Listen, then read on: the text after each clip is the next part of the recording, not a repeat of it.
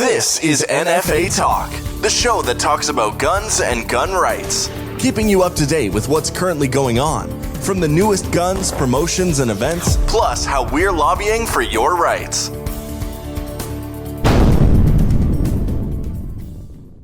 Hey, it's time for another NFA Talk. Tonight joining me is Sheldon Clare. I've also got with me Rob Boutilier. Hey guys, how's it going?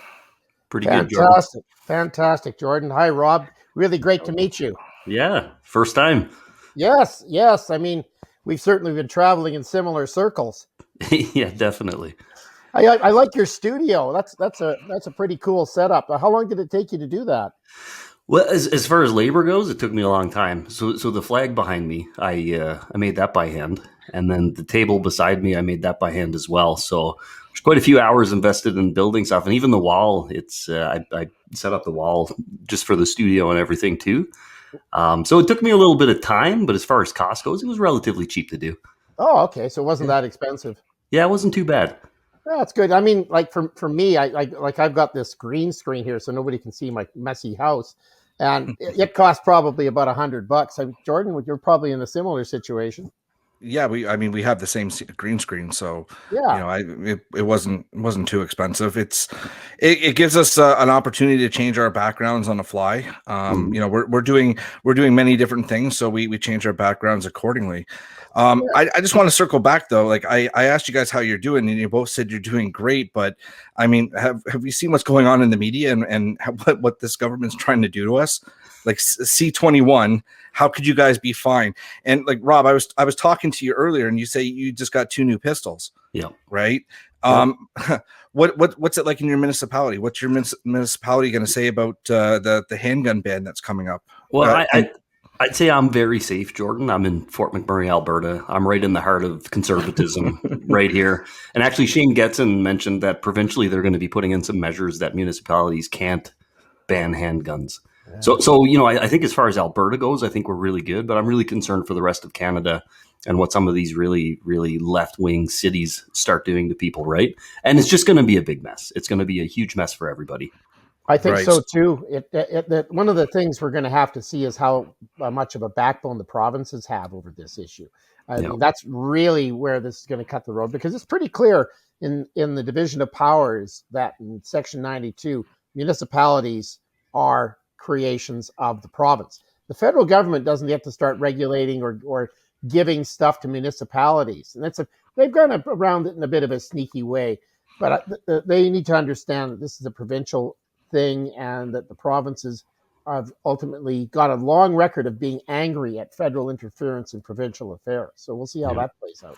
Now, one thing that I do wonder about that handgun piece, though, that it doesn't make sense to me. I mean, it's definitely better than where they would have gone, but how I'm just curious why they would have completely outlawed everything else and then flip the script on handguns and say that they're going to leave it to the municipalities. I mean, they fall into the restricted bucket.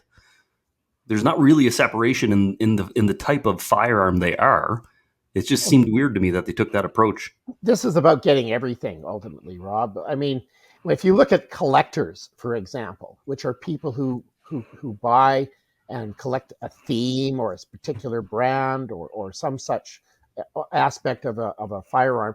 If you were a handgun collector, for example, there's no provision for you to take your handguns and store them in a range. I mean, if these aren't firearms you're shooting, and many collectors do shoot their firearms, don't want to pretend that isn't the case. But certainly, if you're someone who has them to admire and study and examine these firearms, well, there's no real option for you except to move out of that city, because if that's what this is, well, okay. And then the other thing that I think is crazy about this is what happens if you're busy getting posted by your company to a new city, and you get moved from Fort McMurray all the way to say Toronto or some such place, and there's a handgun ban. And this, I think, flies in the face of your mobility rights in the Constitution, because all of a sudden you're not allowed to move with your property to a particular new location, because this is all of a sudden a patchwork city. And This is the same kind of legislation they have in the United States. That's absolutely crazy. It creates a lack of uniformity. It creates a bunch of stupidity, and I think they're just setting up for a total handgun ban again. Oh, 100%. They couldn't get it with Paul Martin the last time back in, what was it, 2006, 2007, something like that, and he got absolutely crushed in the subsequent election. Although he was ahead in the polls before that, when he brought out the handgun ban thing, it was like, oh goody. That's going to change things. And I can tell you that the polls are going to be different as more and more people become aware of what this Liberal government is trying to do to people in terms of authoritarian crap, control, and taking away people's property. And I'm talking hundreds of thousands of dollars from individuals. Well, you think about some of these collectors and for how long they've been in the game. These guys have hundreds of thousands of dollars worth of firearms in their possession, right? And all of a sudden, the government's going to give them pennies on the dollar for these, apparently. And it's a huge investment they've made in this that's going to be ultimately worthless to them. Or again, like you said, what do? Do they rent a spot in another city where they allow handguns? Or move to the country. And the other thing that this is really about is about culture killing. This is about woke run amok. If you want guns, then you're done, right? This is about trying to completely destroy our cultural heritage. I mean, firearms sports, firearms shooting activities, hunting, shooting sports, all of that are much more popular than hockey in Canada. And I don't think they understand the depth of strong feelings about people and how they feel about their firearms, right? This isn't a fooling around thing. Yep. Well, and like you said, Sheldon, they're going for the big grab here. So when you look at the notes on C21, I went through them with Shane Getson last night on my live stream, and the language that they put in there is so broad and general that it just that they're looking at actually going by the definition of an assault rifle and prohibiting that versus prohibiting makes and models of rifles, which if they say this is what it's going to look like, this is an assault rifle, you can't have it. Well, that just gets rid of everything. Well, this goes back to Kim Campbell's points system that she had back in her Bill C-17, where she had points assigned to different features of different firearms. And if you had so many points, then this was a candidate for being prohibited or restricted, depending on the point structure.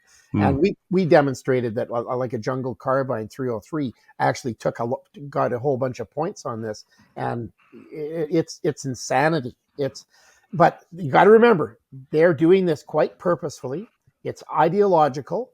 It's intended to destroy our heritage and our culture. And it is not something that anybody can put up with. It is, as I said on an earlier broadcast, this is tyranny. Yeah. It isn't anything but tyranny. There's one point in that C21 that actually hammers that message home. And it's the fact that when it comes to gangs and gang violence, in this whole mess that they're creating, they've committed $250 million over 5 years to the gang issues in this move against firearms that they're making. 60% or more of the homicides committed with firearms are by gangs.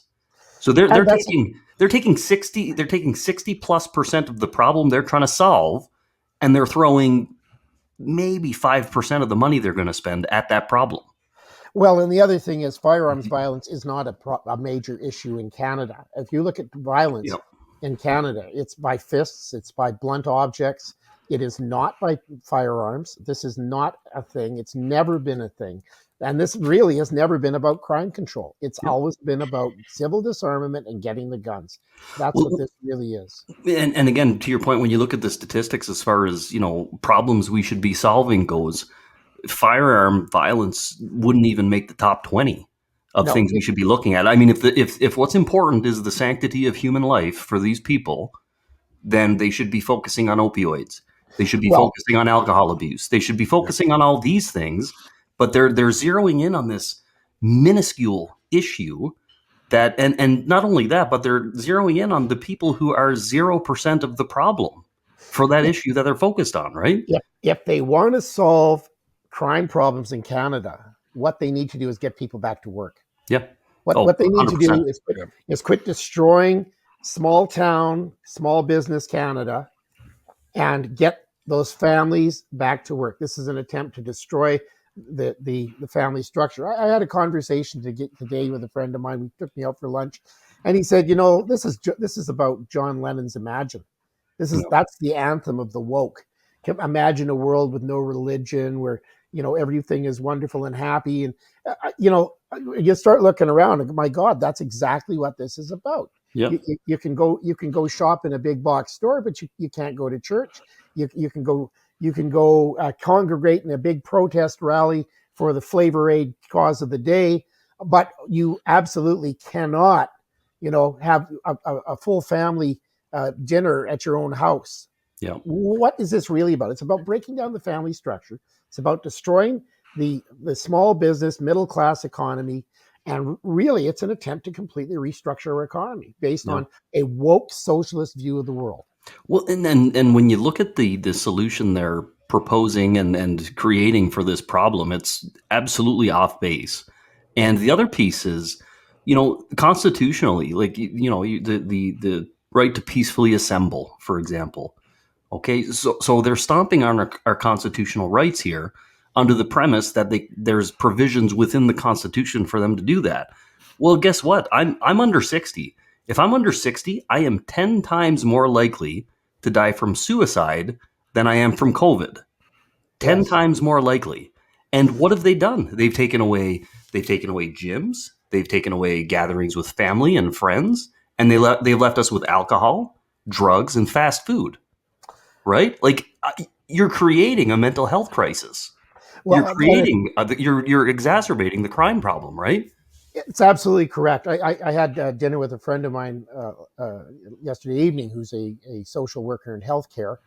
And her complaint about this is that we're basically doing everything that is the worst possible thing for marginalized people. Yep. Anyone who's elderly or, say, poverty-stricken, you're isolating them, making them more and more lonely, making them more and more depressed, and giving them much more of a situation in which they're more likely to pass away out of just simply being lonely. Yep. And she's furious about it. She says that their family members who are watching their parents and their grandparents and so on pass away in this really should be considering lawsuits against government, which has put these strictures on people under the auspices of pretending to keep them safe, and yet at the same time doing everything they can, which puts their health at risk. Well, and back to the restructuring piece, it just so happens that in the midst of all of this, they're slamming through all this gun legislation, right? They've got us weak, they've got us distracted, they've got us concerned, they've got us poor and unemployed, and then boom, hit us with the firearm stuff, right? Well, you can't re-engineer society while people have firearms and are able to stand up and say no. And I mean, we took a bit of guff from some of the woke left yesterday about some comments I made about the French Revolution related to another conversation. I get people talking. If you're ticking off the woke left, you're doing it right. Well, that's what I thought. We were talking about the suggestion I was given about putting things together with metalwork and woodworking skills.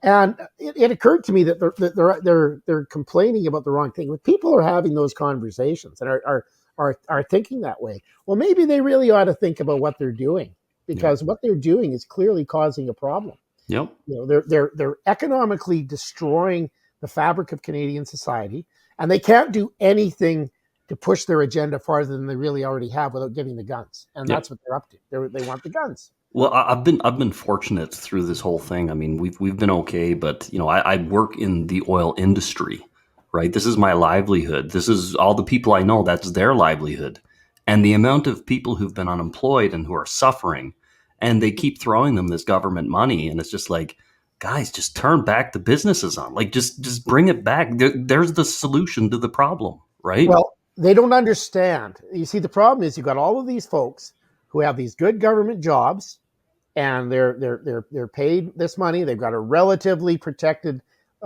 income. And they're busy telling everybody else, well, shut down, stop working, don't get paid, don't pay your rent, all this, and we'll give you more government money because there's lots of money in the government. Well, it's hang infinite. on a second here. There isn't if those people who are supposed to be working and producing in the economy are not doing that. Yep. Because all of a sudden, when the tax dollars come in and there's nothing there because there's no income, Well, all of those government jobs start to have to get cut and fade away, and the debt increases, and that's not sustainable.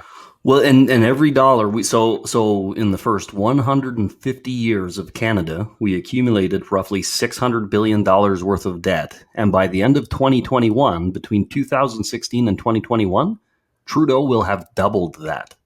Yeah. And it's, every single dollar we take from the government that's not coming out of revenues is a dollar my children are going to have to pay back through higher taxes, through less luxury in their lives, through less of a livelihood. Like, that's who it's going to squash here. That's who's going to suffer, right? Oh, I completely agree with you, Rob. And like we were pointing out, none of this is possible in a society that is not compliant, does not go along with this crap, or maybe has some questions that are being stifled on things like social media. Like, you can't just tell people this is how it is, shut up and put up, and expect that that's going to be okay. I mean, this COVID thing, everybody keeps saying, well, it'll be over by Christmas, it'll be over by summer, it'll take 2 weeks, whatever. This is going to go on for 3 to 5 years, probably, if not longer. It's roughly a month away from the first anniversary of 2 weeks to flatten the curve. Exactly. What are you going to wear for that day, Rob? Oh, I don't know, man. I don't know. I'm wearing an extra 20 pounds. COVID weight. I'm gonna get a special mask for that day. Happy anniversary or something. I don't know. I got this little red Pioneer bandana because I think everybody be having to wear one by then. Maybe Blake Brown and Pam Damoff have already got theirs, but here it is right there, right? The little red Pioneers, bunch of crap. But the C21 stuff now, like the things that are really, I don't want to say frightening me, but it is scary stuff what's happening here. So when you look at the red flag and the yellow flag piece, they're setting it up so virtually anybody on the face of the planet can call and have me red flagged. And the scary part is that, I'm pretty public with my opinions. I've posted photos of me with firearms and gear and all kinds of stuff. And I get comments that people are saying that, you're the last person I'd want to see with a firearm. Uh-oh. Right. And it's just like, if anybody knows me, I'm a very logical, rational, reasonable, peaceful person. But those people could make some phone calls and get me in a lot of trouble and create a lot of legal problems for me just because they felt like it. That's the goal of this, though, isn't it? This creation of a so-called rat line to cause problems for people. What's the other term for it? Doxing. Yep. Or there's another phrase. I can't remember what it is, but what, Jordan, do you remember? No, but I just wanted to jump in. What really troubles me is they don't even have to be in Canada to report you. Yeah, they could be in Holland. Yeah, that boggles my mind. Like, where's the immediate danger? You can't take your gun. If you have the proper paperwork, you can go to the airport with your firearm and travel with it, but you're going through customs. I'm sure when you go through customs, your answer is not going to be, hey, I'm going over to cause, troubles, right? Like, what does somebody in another country have to worry about somebody in Canada? And our pages are being watched in North America. They're being watched all over. We have people from Australia watching us. We have people from New Zealand watching us to see what's going on with the firearms down here. If somebody from those areas says, "Hey, let's what do they call it? Swatting." That's the term. Swatting and doxing. Yeah, exactly what I was trying to remember. Let's have fun with it, and here you got somebody from down under going, hey, this person does not need a firearm. Well, or they get triggered, right? Well, and it's a wink and a nod between the liberals and the anti-gunners, and it's the same thing they're doing with social media. So social media is getting all this pushback about shutting down free speech and everything. And what does Trudeau and his heritage minister come out with? They're going to squash free speech they're going to give the social media platforms all of the ammunition they need to shut down whoever they want, completely outside of anything that qualifies as hate speech or anything like that. So it's the same thing. This is a handshake between those two groups. Well, it's more than a handshake. Yeah. The anti-gun groups are fellow travelers with their counterparts in the United States. I've seen these guys, at the United Nations. They're all getting together, and they've got their little clique, and they very much share their information, and they don't understand the laws as they are to some extent. So they ask for things we already have, like red flag laws. We already have the ability to report on people that are problematic. What they're doing it now is they wanted to use the term because it's a sexy marketing term. And so they looked at it and they went, oh, we already have red flag laws. Well, let's just make it even stronger. We're going to have yellow flag laws and we're going to have red flag laws. I think what we need on this is a big frickin' checkered flag and put a screaming halt to it. Well, and they use some very concerning language in this. So they state anyone could contact a CFO with information about a license holder. That's as broadly as they frame it. Anyone on the face of the planet. Geez, they could be they could be on Mars and they could call, right? And have your firearms taken away from you. Or it could be that guy who phoned me from Service Canada telling me that I was being arrested because my social insurance number had been flagged today. He may decide that my response wasn't to his liking and could thus have a complaint filed against me. Yeah. So it's a huge win for the anti-gun lobby. That piece right there. Well, they haven't won yet. Well, yeah, it hasn't gone through yet, and hopefully it doesn't. But this is what they're trying to push through. Is they're like I said, it's that they're giving them a gift. Well, and then you look at the whole airsoft thing and the pellet guns and all this. If this is really crazy about crime, okay, tell me how it's dangerous for somebody to have an airsoft gun, even if they were engaged in crime. Are they going to kill anybody with the airsoft gun? Not unless they literally use it as a club and beat someone to death with it. That's it. And I mean, this is completely crazy. Well, it's the same line of thinking back in the early 1900s when women had to completely cover up. It's all based on appearance and what it's going to intrigue people to do. So they see these airsoft rifles. They look like scary rifles to them. And they think, well, if somebody has that, they might think of doing something to somebody. It might make them violent just by the nature of that object. One of my left-wing colleagues, I teach at a community college, my day job, this is a volunteer thing for me, said to me one time, he says, well, I don't think people should have guns. And I said to him, well, why not? Well, he said, if I had one, I might shoot someone. And I looked at him and I said, well, then you shouldn't have a gun. Right. Like, really? That's how that's the mentality of these guys, right? Well, and there's a huge element of projection with these people. So these people attend to, when it comes to a lot of these things, these folks that are pushing this ideology, they can't trust themselves, or they think they have terrible thoughts themselves, and they think you and I are thinking the same things. When I'm a healthy person, I don't think about terrible things. Exactly.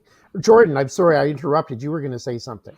No, I'd just be curious to actually look into how many crimes have been committed with a paintball gun or one of these airsoft guns. Well, that doesn't matter though, right? You see, I always hear people say, well, no crime has ever been committed with firearm X. And well, then you can say, well, why are you attacking this firearm? No crime has ever been committed with it. And then tomorrow somebody commits a crime with it, and your whole argument is torpedoed. So that is an irrelevant consideration. No, but for this to come up, for this to come up though on the government's radar, like there must have been. It's cultural. Something. It's cultural. They don't want kids to be brought into the firearms culture, the firearms community. They don't want them playing tactical games. I mean, somebody's going to have to get in contact with like Activision or something, because all those games are going to be on the list very shortly. Well, and it's that Overton window, and they're jamming it in their direction, right? They're pushing it and pushing it, and all of these little bits and pieces are steps in that direction. How do we get to a point in society where 15 years ago, my views probably would have been liberal views, but now I'm actually hard right by everybody else's standard? Because they've shifted that Overton window so far that if you're a liberal back in the day, you're an extremist right now. That is so accurate. I talked to I've been at the college where I teach almost 28 years now, and in one of the departments that I'm I'm in two departments. I'm in history and in English. A lot of my colleagues, I would have thought 15 years or so ago, were fairly left liberal. Mhm. And now they have been pushed by the whole cancel culture, woke nonsense, the attacks on what they teach and how they teach it, their view on everything, and even in some cases their view on firearms. They have been pushed so hard that they're going, wait a minute, you're telling me that I have to be this, and I'm not that way, so I'm going Yep. to the right more. Yep. So I'm seeing them go from their sort of comfortable centrist position to be having to say, well, if you think that I'm giving up my whatever firearm, or that I can't do this anymore, or I can't use these books in my classes, well, this isn't okay, and I'm not going to put up with this, and screw you. Yep. I do not support the woke left or that liberal cancel culture mentality that says you must tear down culture and to build up this new utopia, which they're really working hard at doing. Yep. Frankly. Yeah. And these same people, 15 years ago, they're probably just as progressive now as they ever were. But again, it's just that window's shifted so far that if you're remotely progressive right now, you're actually hard right compared to how progressive everybody else thinks they are. Yeah, well, and that's it, right? You've got this very strange dynamic where if you're not out there virtue signaling and trying to show how woke and wonderful you are, and you're not saying, well, guns are bad and all this, well, then somehow you're evil, you're a tyrant, you're the devil, you're whatever. And I'm sorry, I've never been the devil or a tyrant or anything like that. But I know what a tyrant looks like when I see one. I mean, I'm a historian. I've read about tyrants for a very long time. And when I see rule by decree, order in council used with great liberal effect, Yep. and this getting the guns to engage in a great reset, well, I'm sorry. I have a problem with this. Yep. Yeah. Right. So before we came on the show, we kind of had like a little talk, and we were talking about that podcast that was this morning. It was out from BC. The miseducation that's going on, it blows my mind. Like, they had this gentleman, I'm not going to name him. They had this gentleman come on, and like when I listened to it, I went, that could not be any more wrong than it's just so wrong. Like, he was just so misinformed that, he was saying, like, you don't need an AR-15 to hunt a deer, and it's this super high power rifle, and when you hit it in the head just explodes. and I'm thinking, like, okay, completely ignorant and stupid. They're varmint rounds, man. Like, first of all, I've got a 300 Win Mag in my gun cabinet. If they're scared of an AR-15 man, they got something coming to them. I knew there was something I liked about you, because I too am a 300 Win Mag guy. What are you shooting? You're a Remington guy, Winchester, what? I'm kind of right now. I'm building the collection right now. Excellent. So I was into it when I was younger with my father. I grew up on a farm, and it was just a way of life for us. Like, coyote hunting, just trying to keep all the farm animals safe. And we were out every night, every weekend. We were out rabbit hunting. Like, it was a lifestyle. And I never ever got into guns recreationally. It was something that was, it was just mandatory growing up on a farm, is that you're familiar with these things. And, Yep. you're a kid, and dad's saying, grab the 410 and go shoot that pheasant. Right. So you fast forward, I had kids, and I grew up, and I started saying, you know what, like, I'd really like to get back into this. And you grew up and had kids, or had kids and then grew up? I grew up and had kids, actually. Okay. We actually held off pretty good. I didn't start till I was in my late 20s. So there you go. I tried to be smart about it, but now I'm going to be an old man with young kids. So I don't know if that's a good thing. But, and I just said, you know what, let's start collecting. And I've just been gathering up what feels good to me right now. Because again, I've only ever used 303, 308, 22, stuff like that, right? So I'm actually really unfamiliar with all of these different platforms right now. Because again, we just used the basics on the farm growing up, right? So it's and I'm building the collection fast here too. My wife's been very nice to me. Very good. It's good to hear. Well, anyway, getting back to Jordan's point about this CBC expert from FFU, I mean, this guy is clearly not an expert. He's just a fellow with an opinion, which happens to be palpably and obviously demonstrably wrong. and very uninformed. Like he was really he was not informed at all. He was still talking about, we're walking around with our handguns in public and a high powered 9mm, like just high powered handguns, man. Like, have you seen a 9mm round? Those things are tiny, man. This gentleman could not be any more wrong, and I don't know the vetting process of their staff over there, but they really screwed that one up. Well, no, they want somebody who's going to toe that line and be sensational and scare everybody, right? It's a marketing thing. They're there to promote a narrative that has to do with the destruction of our culture, our way of thinking, our ideas, the things we like to do. This, we used to play a game when we were children, called what was it? One of those herbivores with horns that produce milk, and persons who deal with them, and Indigenous First Nations people, right? Or in short form, we called it cowboys and Indians. Yeah. And kids used to go around and go bang, bang, bang, and play with their cap guns and make war whoops and all this, or play cops and robbers was the other thing. Well, you don't see that anymore. You don't see that whole morality stuff that was taught on the old television shows like Gunsmoke and Bonanza and Combat, or Hogan's Heroes is a little more out there, I suppose. But you used to see this kind of a moral grounding based on that great generation that fought the Second World War, and that all seemed to go poof in the 1970s with the reaction to the Vietnam War, all of that stuff that went on in the United States with the civil rights movement, the various assassinations, a few high-profile shootings. We had one or two in Canada as well. And there was this great knee-jerk reaction that, we've got to get the guns away and change society. I think Senator Sharon Carstairs said it many years ago, that gun control was the first step in re-engineering Canadian society into a liberal view. And this is what they're trying to do. And the thing they've done here is they've gone very, very quickly with a lot of stuff because they're impatient about what the changes that they want to make. They pushed Trump out of the White House down south. They're on this roll. They're trying to push this woke cancel culture agenda, and they need to get the guns to do it. Yep. Now, back to that CBC piece, Jordan. I don't know if you got the same vibe as me, but I almost had goosebumps when that Dustin guy got on there and just he was the criminologist. He mashed him. It was beautiful, man. Right. The other gentleman that came on that pointed out that they kept saying weapon. I don't know if you took account of how many times he said weapon. I did. But no, firearm.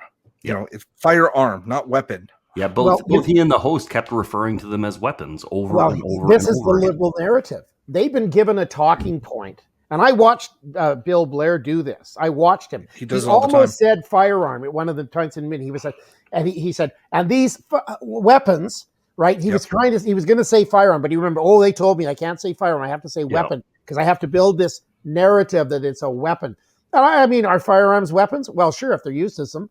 Yeah. If you use it in self-defense. My broom is a weapon if I use it as a weapon. Yeah, but golf clubs, knives, a bat, your fist, your car. Yeah. There are so many different broadswords. Anything like that could be a weapon. He just broadsword. Here we go. He just has one lying around, right? Broadsword. Here we go. I dare say Sheldon's ready for action at any moment in time. Rob, you really have no idea, do you?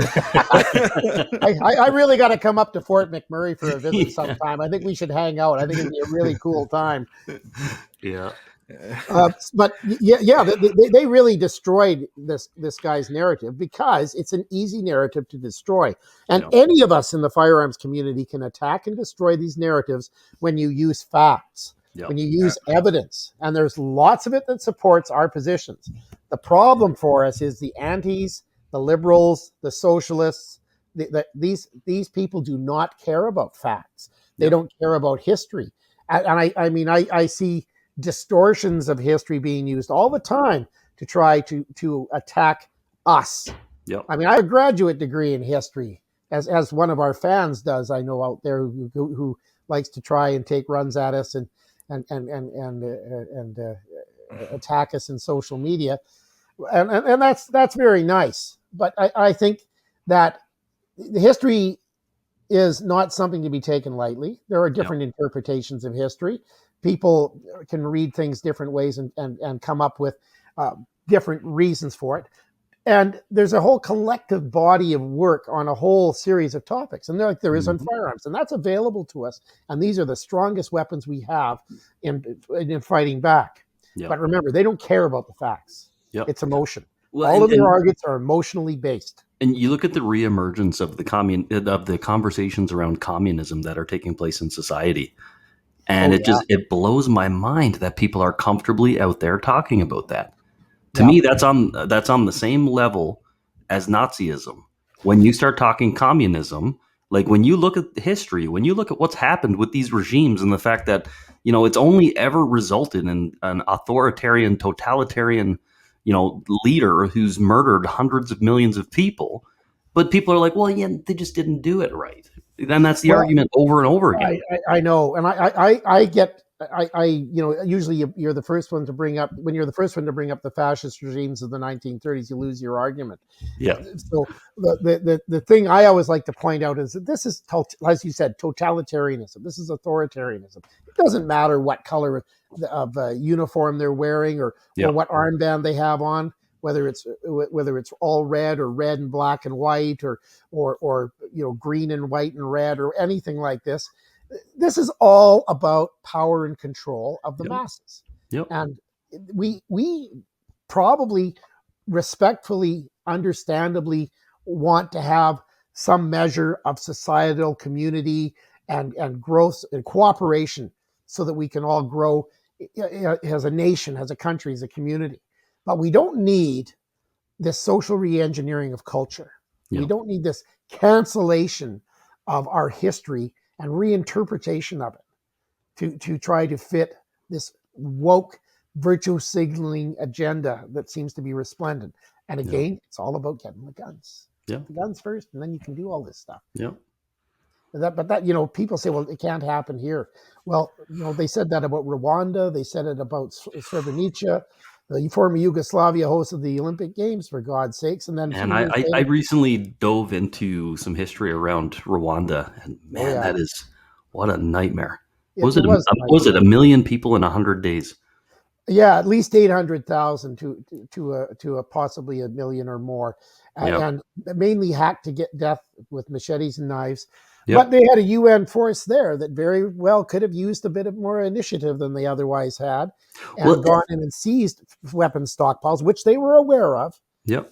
But no. When you look at the way the conversation had shifted, and the stuff being transmitted over the radio, just demonizing these people, and like they ramped up a whole country against this minority, and all of a sudden the dam broke, and bang, you get 800,000 to 1 million people murdered in 100 days. Well, it's interesting how they're trying to focus the narrative on us, Rob, and I think that's where we were going with this.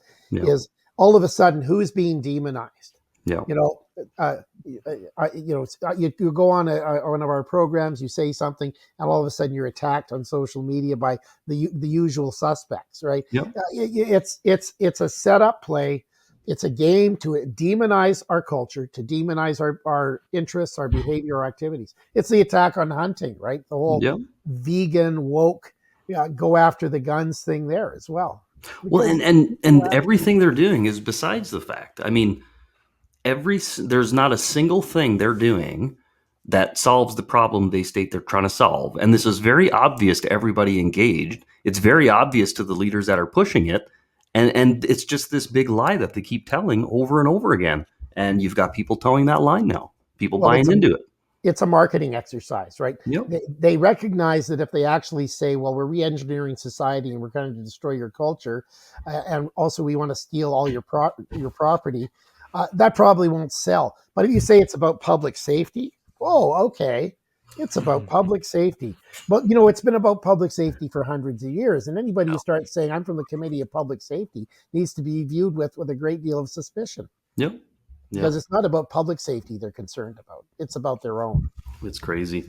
When you dive back into this C-21 stuff, it's like, again, the piece with the $250 million over 5 years, $50 million a year, focused on over 60% of the problem, right? Gang violence. It's absolutely insane to me, and it's a travesty that these communities that are suffering, that's all the funding they get. But they're going to take all of these folks with firearms who are legally using them and spend billions of dollars taking their firearms away, and just leave these communities just completely out of luck and still suffering. Because $50 million throughout all of Canada in gang-ridden areas is going to do nothing. It's not. It's going to do zero things, right? When you listen to the people who are involved in working with young offenders, as I did for a number of years when I was a relief worker at Camp Trapping, a residential youth young offenders attendance program. The thing that seems to make the most difference is poverty alleviation. Yeah. Provide economic opportunities for jobs. If you've got work and people can do something of value, that keeps them out of the drug environment, it keeps them out of the hopelessness, it gives them a sense of belonging, and it takes away anything that they would find in a gang. Yeah. So what are we doing going around and just throwing money at a problem? In fact, a lot of this money stuff enables bad behavior. I see things like needle exchanges and so on. This doesn't help. Well, and this the terrible thing is that the government's measure of doing something is how much money they spend. There's no measure of quality. Yeah. There's no qualitative measure of the programs and the work they're doing. They just say, hey, we spent $300 billion, therefore we did everybody a big favor. But it's like, okay, through COVID, it was over $300 billion. I guarantee you 1/5 of that entered the pockets of Canadians. Yeah, and a lot of it just went up in smoke or disappeared or went into fat cat contracts to government friends. We all know how that money got spent. Yep. We. When you're spending, Right. close to $500 billion, you could hide many billions of dollars in the numbers really easily. Right? Yeah, it's just a digit on a balance sheet. Yep. And when you're busy sliding money to family members or to others who are involved in supporting your project by giving families and friends contracts, well, I'm sorry, this is abuse of the public trust. This is not fulfilling their fiduciary responsibility as the stewards of our country. It's reprehensible what they're doing. Well, to everybody out there watching this happen, they are directly harming my children and their future with the moves they're making. That's what this government is doing right now. They're making it more difficult. My children are going to have less success. There's going to be way higher taxes in the future to pay for this stuff.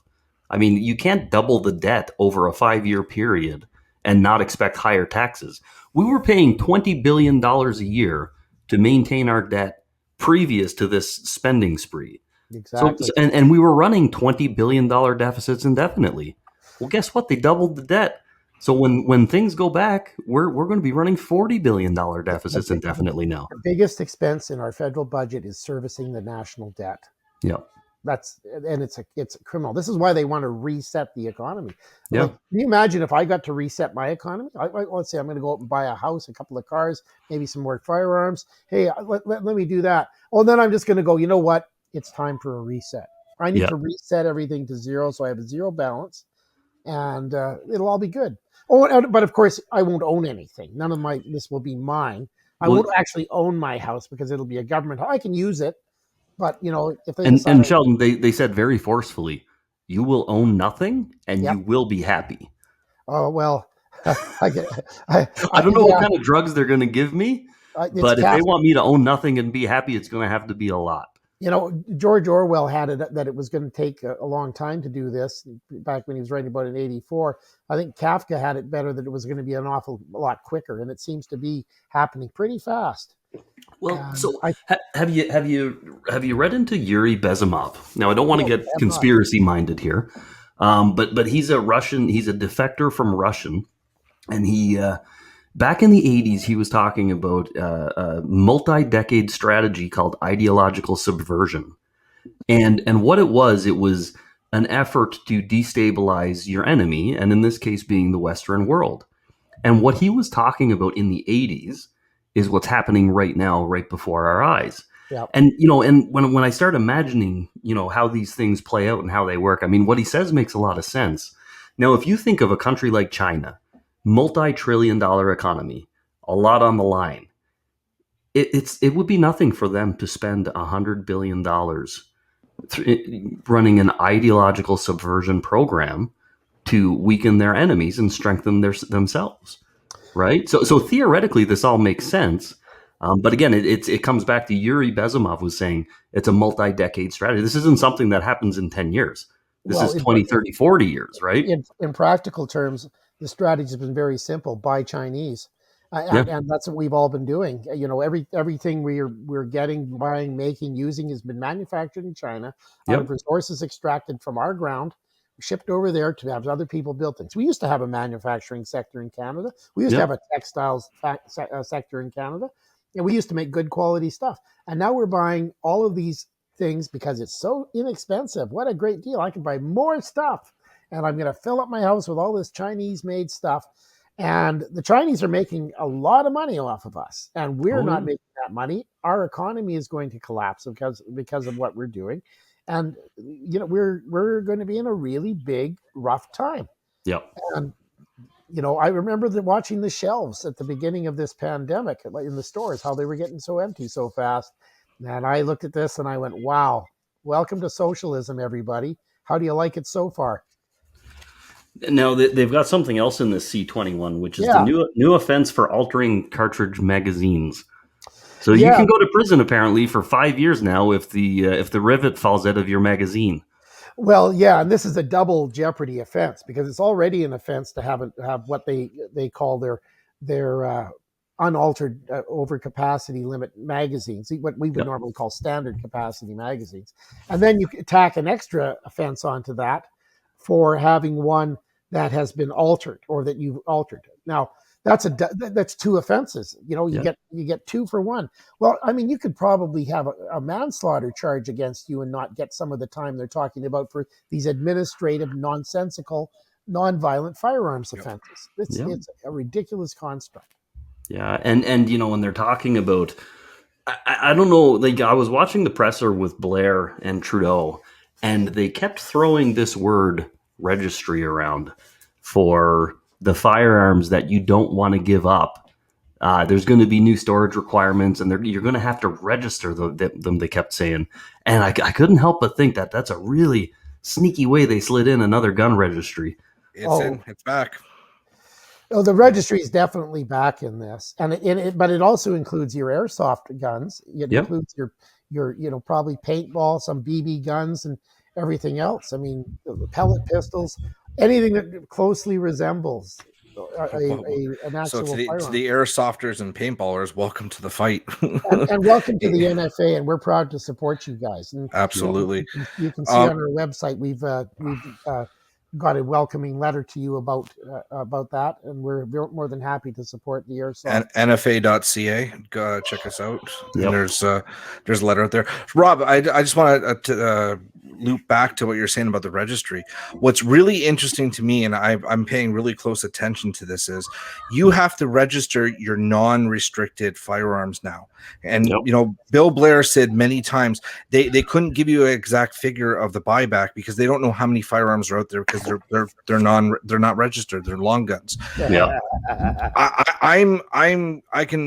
I'll put money down on this. They're gonna do this, register it. You get a prohib license, and a year down the road, 2 years, probably sooner. Guess what? We decided it's probably not a good idea for you to hold on to them. Now it's a forced buyback. Yep. Anybody who registers guns needs to understand the only purpose for a firearms registry is confiscation, and anybody who registers is a sucker. Yeah, that's what it is. If you're going to register your guns, you're setting them up to be seized by the government later. If you keep them and don't register them, and the government finds you have them, they're going to seize your guns. So what does it matter, right? No. You're going to lose your stuff anyway. They're going to try to send you to jail anyway. They're trying to stomp on your life, your culture, your belief structure. It's not okay.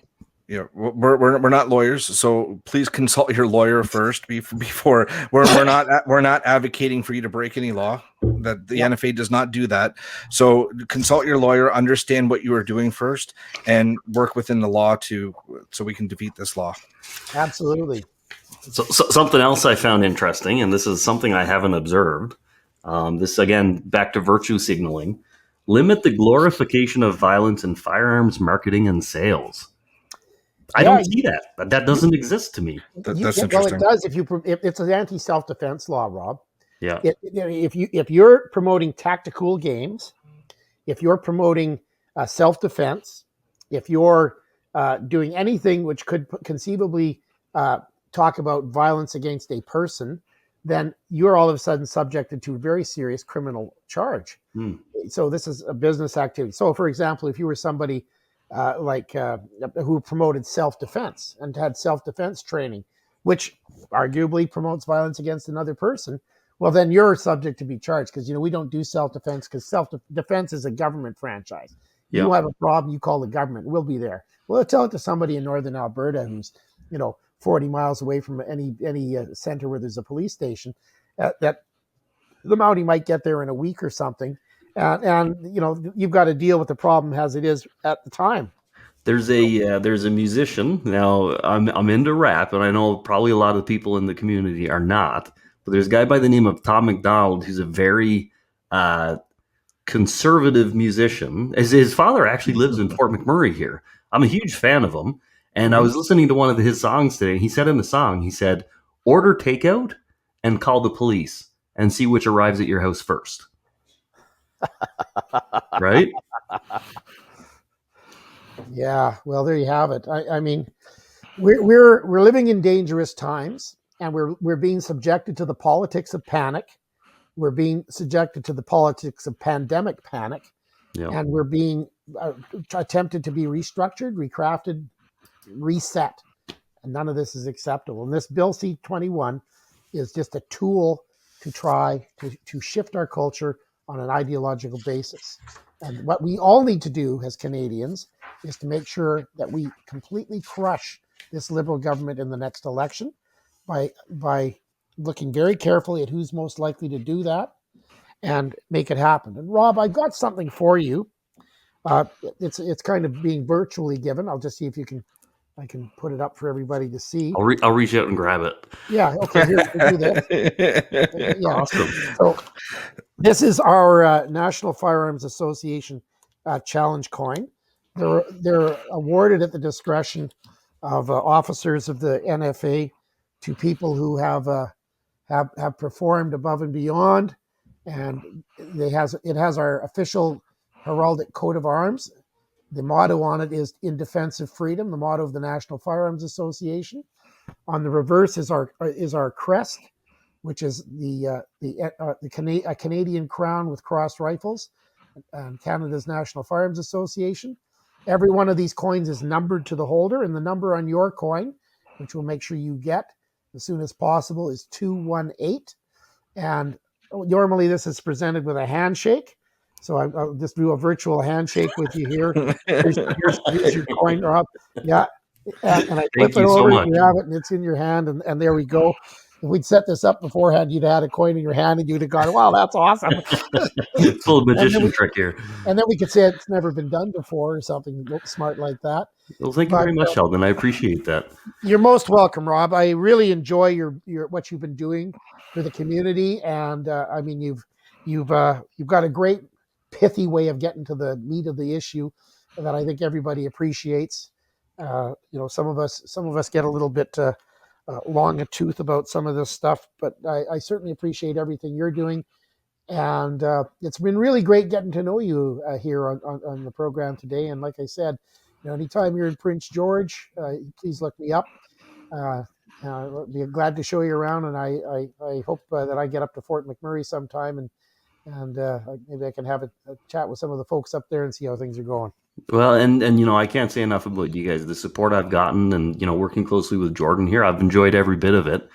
And I'm into firearms, but it really comes down to rights and freedoms for me. And this is just such a huge violation of rights and freedoms in my mind. Yep. that this is the big push for me right now. So I'm just looking forward to continuing to support this community and doing anything I can to help get that message out. Right. This is what I love to do. And you guys have just really helped me get even better and have an even bigger reach than I had before. So appreciate everything you have done. Well, keep up the great work in defense of freedom, Rob. We all appreciate everything you've been doing. Thank you. So I think tonight we're going to leave it at that. Sheldon, thanks for joining me. Rob, same. Thanks for joining me. Everyone out there, thank you for tuning in. This has been another episode of NFA Talk. Take care. Thanks for listening to this episode of NFA Talk. Like and follow the NFA on social media and sign up to become a member.